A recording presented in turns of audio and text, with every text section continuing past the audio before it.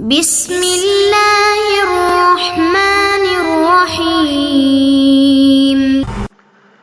بسم اللہ الرحمن الرحیم الحمد للہ والصلاة علی اہلہا۔ عزیز طلباء، السلام علیکم ورحمۃ اللہ وبرکاتہ۔ امید ہے آپ سب خیریت سے ہوں گے۔ شرح الامہ اول کتاب الصلاۃ درس نمبر 66 میں نماز پڑھنے کے بقیہ مکروہ مقامات اور جگہوں کے بارے میں گفتگو ہوگی۔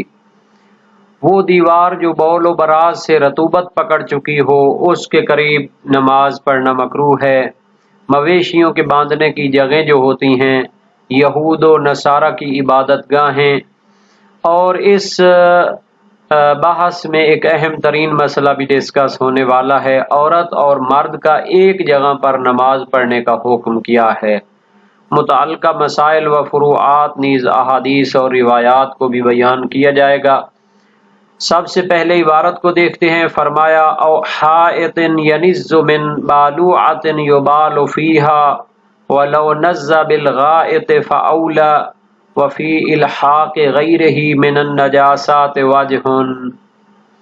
اس دیوار کے پاس نماز پڑھنا مکروہ ہے کہ جو اس گڑھے جس میں پیشاب کیا جاتا ہے وہاں سے رطوبت پکڑ چکی ہو، ینزو یعنی رطوبت پکڑ چکی ہو، من بالوعۃ اس گڑھے سے، یبال فیہا جس میں پیشاب کیا جاتا ہے، ولو نز بالغائط اگر اس گڑھے سے وہ رطوبت پکڑ چکی ہو جس میں براز کیا جاتا ہے، فاولا تو بدرجہ اولا اس کے پاس نماز پڑھنا مکروہ ہے۔ وفی الحاق غیرہ من النجاسات وجہ اگر اس کے علاوہ دوسری نجاسات سے اس میں رطوبت آ چکی ہو تو آیا اس کے قریب نماز پڑھنا مکروہ ہے یا نہیں ہے؟ تو کہتے ہیں کہ اس کو بھی، دوسری نجاسات کو بھی بول و براز کے حکم کے ساتھ ملحق کرنے کی وجہ ہو سکتی ہے، چونکہ بول و براز کے جو رطوبت پکڑ لیتی ہے دیوار تو اس کے قریب نماز پڑھنے کی کراہت ان کی نجاست کی وجہ سے ہے۔ تو اسی طرح اگر دوسری نجاسات سے بھی اس میں رطوبت آ جاتی ہے تو اس کی کراہت کی بھی وجہ ہو سکتی ہے۔ وفی مرابض الدواب جمع مربض وهو مأواها ومقرها ولو عند الشرب الا مرابض الغنم فلا بأس بها للرواية معللا بأنها سکینۃ وبرکۃ۔ ایک اور مقام جہاں پر نماز پڑھنا مکروہ ہے، جانوروں اور مویشیوں کے باندھنے کی جو جگہیں ہوتی ہیں جہاں پر وہ رہتے ہیں، جہاں پر انہیں باندھا جاتا ہے، تو ان کے پاس، ان کے اندر بھی نماز پڑھنا کیا ہوتا ہے؟ مکروہ ہوتا ہے۔ جمع و مربض، مرابض یعنی ٹھہرنے کی جگہ، تو یہ مربض کی جمع ہے۔ مربض کی تعریف فرماتے ہیں وَهُوَ مَأْوَاهَا وَمَقَرُّهَا، یہ جانوروں کو جائے پناہ ہوتی ہے اور ان کے رہنے کی جگہ ہوتی ہے۔ وَلَوْ عِنْدَ الشُّرْبِ اگرچہ جب وہ پانی پیتے ہیں جس جگہ، اس کو بھی وہ شامل ہو جاتا ہے۔ تو ان جگہوں پر جہاں جانور باندھے جاتے ہیں، پانی پلایا جاتا ہے، استراحت کرتے ہیں، تو ان جگہوں میں نماز پڑھنا مکروہ ہے۔ إِلَّا مَرَابِضَ الْغَنَمِ مگر بکریوں کے جو باندھنے کی جگہیں ہوتی ہیں جہاں پر بکریوں کو جمع کر کے رکھا جاتا ہے، فَلَا بَأْسَ بِهَا ان میں نماز پڑھنے میں کوئی حرج نہیں ہے۔ لِلرِّوَایَةِ مُعَلِّلًا چونکہ اس کے بارے میں ایک روایت آئی ہے اور اس میں تعلیل اور علت اور سبب بیان کیا گیا ہے، بِأَنَّهَا سَکِینَةٌ وَبَرَکَةٌ کہ یہ جو بکریاں ہوتی ہیں یہ جو ہے برکت کی چیز ہیں اور سکون و وقار ہیں، یعنی انسان کا سرمایہ شمار ہوتی ہیں۔ ان میں اگر انسان نماز پڑھتا ہے تو کوئی حرج نہیں ہے، مکروہ بھی نہیں ہوگا۔ وَلَا بَأْسَ بِالْبِیعَةِ وَالْکَنِیسَةِ مَعَ عَدَمِ النَّجَاسَةِ فرماتے ہیں کہ یہود و نصارہ کے جو عبادت خانے ہوتے ہیں ان میں نماز پڑھنے میں کوئی حرج نہیں ہے جب نجاست اوپر نہ لگی ہوئی ہو، ظاہری نجاست موجود نہ ہو، نجاست کا یقین نہ ہو۔ نعم یستحب رش موضع صلاته منها وترکه حتى یجف ہاں مستحب ہے جہاں پر نماز پڑھنی ہو ان میں اس جگہ کو پانی سے چھڑکاؤ کر لیا جائے اور اس کو چھوڑ دیا جائے یہاں تاکہ وہ خشک ہو جائے، تو اس کے اوپر جا کر نماز پڑھی جائے۔ بیعہ جو ہے یہ یہود کے عبادت خانے ہوتے ہیں، کنیسہ، کنائس یہ نصارہ کے عبادت خانے ہوتے ہیں۔ تو جب ان میں ظاہری نجاست کا یقین نہ ہو تو پھر اس وقت نماز پڑھنے میں کوئی حرج نہیں ہے۔ یہ مجوسیوں کے عبادت خانوں کی طرح نہیں ہے کہ ان کی بحث پہلے گزر چکی ہے۔ وَهَلْ يُشْتَرَطُ فِي جَوَازِ دُخُولِهَا إِذْنُ أَرْبَابِهَا احْتَمَلَهُ الْمُصَنِّفُ فِي الذِّكْرَى تَبْعًا لِغَرَضِ الْوَاقِفِ وَعَمَلًا بِالْقَرِينَةِ وَفِيهِ قُوَّةٌ۔ اچھا، کیا شرط ہے یہود و نصارہ کے عبادت خانوں میں داخل ہونے کے جواز کے لیے کہ ان کے جو صاحبان ہیں ان کی اجازت لی جائے؟ کیونکہ کسی کے گھر میں اگر نماز پڑھنی ہو تو بغیر اجازت کے اس کے گھر میں نماز پڑھیں گے تو وہ تو غصبی شمار ہو جائے گا، تصرف بلا اذن ہو جائے گا۔ تو اب یہ جو یہود و نصارہ کے عبادت خانے ہوتے ہیں، آیا یہ مسجد کی طرح ہیں کہ اب مسجد میں تو کسی سے اجازت لینے کی ضرورت نہیں ہوتی، جس کی بھی مسجد ہو انسان وہاں پر جا کر نماز اور عبادت کر سکتا ہے چونکہ وہ اللہ کی عبادت کے لیے وقف ہیں؟ لیکن یہاں جو یہود و نصارہ کے عبادت خانے ہیں تو ان میں ایک احتمال رہتا ہے کہ چونکہ وہ انہوں نے یہود اور نصارہ کے طریقے پر عبادت کے لیے وہ وقف کیے ہیں۔ تو یہ سوال ہے اپنی جگہ، کیا شرط ہے کہ یہود و نصارہ کی عبادت خانے میں داخل ہونے کے جواز کے لیے کہ ان کے مالکان اور ان کے صاحبان سے پیشگی اجازت لی جائے، اذن حاصل کیا جائے؟ احتملہ المصنف فی الذکرى، شہید اول ذکرہ شیعہ میں احتمال دیتے ہیں کہ ان سے پیشگی اجازت لینی چاہیے، طبعا لغرض الواقف، چونکہ وقف کرنے والے کی غرض کیا ہے کہ اس میں یہود و نصارہ جا کر اپنے طریقے سے عبادت کریں، تو اس کو جب دیکھا جاتا ہے تو یہ احتمال قوی ہو جاتا ہے کہ ان کے مالکان اور ان کے صاحبان یعنی وہی یہود و نصارہ سے اجازت لینی چاہیے۔ وَعَمَلًا بِالْقَرِينَةِ، اور قرینہ پر عمل کرتے ہوئے بھی یہی سمجھ میں آتا ہے کہ انہوں نے یہ عبادت خانے بنائے ہیں یہود و نصارہ کے طریقے پر عبادت کرنے کے لیے۔ وَفِيهِ قُوَّةٌ، اور شہید ثانی فرماتے ہیں اسی نظریے میں تقویت ہے، قوت ہے، چونکہ جب ہم وقف کنندہ کی غرض کو دیکھتے ہیں اور قرینہ حالیہ کو دیکھتے ہیں تو معلوم ہوتا ہے انہوں نے اپنے طریقے سے عبادت کرنے کے لیے اس کو بنایا ہے۔ تو اگر مسلمان اس میں عبادت کے لیے داخل ہوتا ہے تو اس کو اجازت لینی چاہیے۔ وَوَاجِهُ الْعَدَمِ إِطْلَاقُ الْأَخْبَارِ بِالْإِذْنِ فِي الصَّلَاةِ بِهَا، اور ان سے اجازت لینا شرط نہیں ہونے کی وجہ یہ ہے کہ روایات مطلق ہیں، ان میں وسیع معنی پایا جاتا ہے، ان میں اس شرط کی طرف اشارہ نہیں کیا گیا۔ روایات جو کہتی ہیں کہ یہود و نصارہ کی عبادت خانوں میں نماز پڑھ سکتے ہیں تو اس میں گویا اجازت پائی جاتی ہے کہ ہم بغیر اجازت کے بھی ان کے جو عبادت خانے ہیں ان میں داخل ہو سکتے ہیں، اور نماز پڑھنے کے لیے شرط نہیں ہے ان کی اجازت لینا۔ سابقہ جو مسائل گزر چکے ہیں اس میں دیکھیں مرسل بزنتی ہے، احمد بن محمد بن ابی ناصر بزنتی، اور اس میں جو ہے نا اس نے مرسل طور پر امام صادق علیہ السلام سے روایت کی ہے کیونکہ وہ خود تو امام رضا علیہ السلام کا صحابی ہے۔ عن المسجد ینز حائط قبلتہ من بالوعہ یبال فیہا،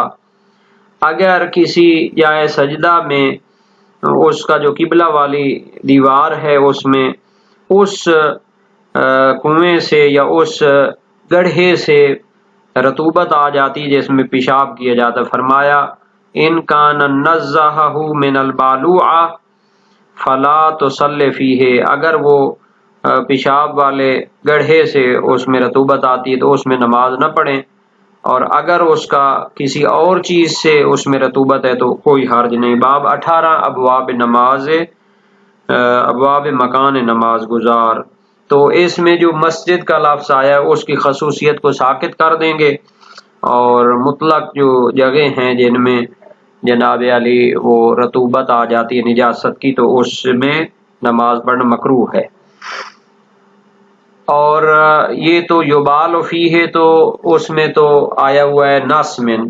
یبال فیہا، باقاعدہ روایت میں یہی ہے۔ اور اگر غائط سے رطوبت اس پکڑ لیتی ہے دیوار اس کی تو یہ بدرجہ اولا مکروہ ہے، چونکہ غائط جو براز ہوتا ہے یہ شدید تر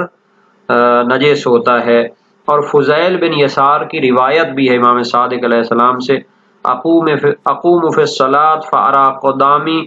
فی القبلۃ العذرہ فقال تنحى عنها ما استطعت،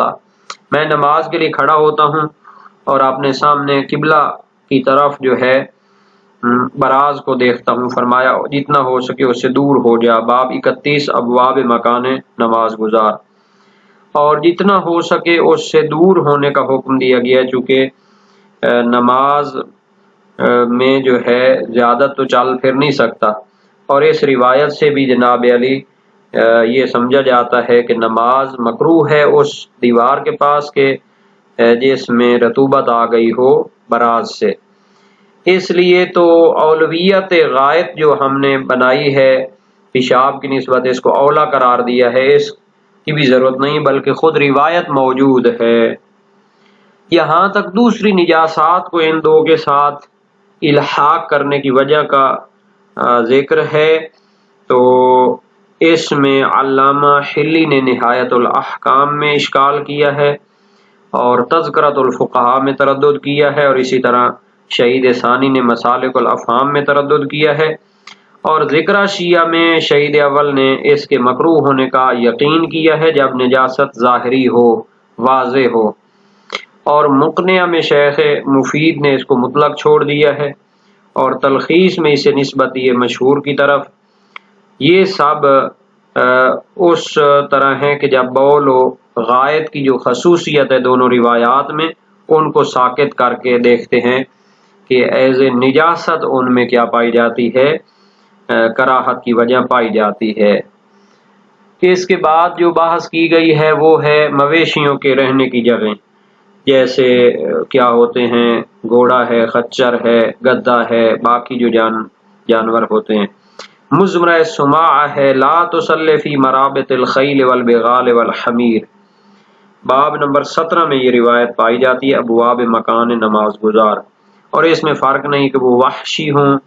یا اہلی اور انسی ہوں، یا وہ وہاں پر بندھے ہوئے ہوں یا وہاں پر موجود نہ ہوں۔ اس کے بعد ہے کہ یہ جو کہا گیا ہے کہ مرابض الغنم، بکریوں کی باندھنے کی جو جگہیں ہوتی ہیں اس میں کراہت بھی نہیں ہے، تو صحیح حلبی ہے امام صادق علیہ السلام سے، سألتہ عن الصلاة فی مرابض الغنم فقال صل فیہا، و مرابض غنم یعنی بکریوں کے باندھنے کی جگہوں کے بارے میں سوال کیا، فرمایا ان میں نماز پڑھو، کوئی حرج نہیں ہے۔ تو یہ روایات باب 17 میں ہیں۔ صحیح محمد بن مسلم کوفی سقفی امام صادق علیہ السلام سے، لا بأس بالصلاة فی مرابض الغنم، بکریوں کے باندھنے کی جگہوں میں نماز پڑھنے میں کوئی حرج نہیں ہے۔ اور یہ جو روایت شہید ثانی نے اشارہ کی ہے کہ وہ ان کی جگہوں میں نماز پڑھنی چاہیے چونکہ وہ سکون و وقار اور برکت ہیں، یہ روض الجنان میں شرح ارشاد الاذہان میں شہید ثانی نے نقل کی ہے نبی اکرم صلی اللہ علیہ وسلم سے، اذا ادرکتم الصلاة وانتم فی مراح الغنم فصلوا فیہا فانہا سکینۃ وبرکہ، جب تم بکریوں کے استراحت کی جگہ میں ہو اور نماز کا وقت ہو جائے تو انہی میں نماز پڑھ لو کہ ان میں سکون و وقار اور برکت ہے۔ لیکن یہ روایت عامہ کے سندوں سے نقل ہے، چونکہ خاصہ کی روایات اور کتب میں موجود نہیں ہے، اور ایسی کوئی علت و سبب بھی روایات میں بیان نہیں ہوا، تو اگر اس کو مانتے ہیں حجت تو پھر تو اس سے استدلال کرنا چاہیے۔ اس کے بارے میں طولانی بحثیں ہیں، میزان روایات عامہ در فقہ امامیہ میں اس کی تفصیل دی گئی ہے، اور ایک کتاب ابھی تازہ ہی دیکھی ہے، علامہ یہ جو تھے آصف محسنی صاحب افغانی کندھاری، انہوں نے بھی اپنی جو منہج اعتبار روایات میں لکھی ہے بات، اس میں بھی ایک جگہ پر اشارہ کیا ہے کہ ان سے بھی استفادہ ہونا چاہیے۔ اس کے بعد ہے کہ یہود و نصارہ کے عبادت خانوں میں نماز پڑھنے میں کوئی حرج نہیں ہے اور کراہت بھی نہیں ہے۔ صحیح عیس بن القاسم ہے امام صادق علیہ السلام سے، عن البیع والکنائس یصلی فیہا، یہود و نصارہ کی عبادت گاہوں میں نماز پڑھنے کے بارے میں فرمایا قال نعم، کوئی حرج نہیں ہے، پڑھنی چاہیے۔ باب نمبر 13 ابواب مکان نماز گزار۔ خبر حکم بن حکم ہے امام صادق علیہ السلام سے سنا، فرمایا سئل عن الصلاة فی البیع والکنائس قال صلی فیہا قد رأیتها ما انظفها۔ یہود و نصارہ کی عبادت گاہوں میں نماز پڑھنے کے بارے میں سوال ہوا، فرمایا ان میں نماز پڑھو،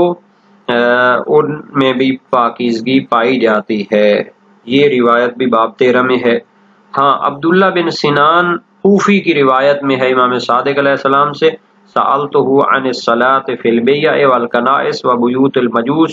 قال رش وصلی، کہ میں نے امام سے یہود و نصارہ اور مجوس کے گھروں میں نماز پڑھنے کے بارے میں سوال کیا، فرمایا ان کو پانی چھڑک لو پھر نماز پڑھو۔ یہ باب 13 میں روایت موجود ہے۔ اچھا، یہ جو فرمایا ہے کہ ان میں پانی چھڑک لیں اور اس کو چھوڑ دیں یہاں تک کہ وہ خشک ہو جائے، تو مبسوط میں شیخ طوسی نے یہ نظریہ دیا ہے، حالانکہ روایت مطلق ہے، اس میں یعنی اس کے خشک ہونے کا انتظار بھی نہ کریں تو کوئی حرج نہیں ہے۔ جہاں تک اس میں اجازت لینے کا تعلق ہے ان کے صاحبان سے، تو اگر تو اس کو ہم مسجد کی طرح عبادت خانہ قرار دیں تو پھر اس میں اجازت لینے ضروری نہیں ہے، لیکن اگر ان کو ان کا شخصی اور ایک خصوصی جو ہے نا جی مثلا قرار دیں مکان، تو پھر اس میں ان سے اجازت لینی چاہیے۔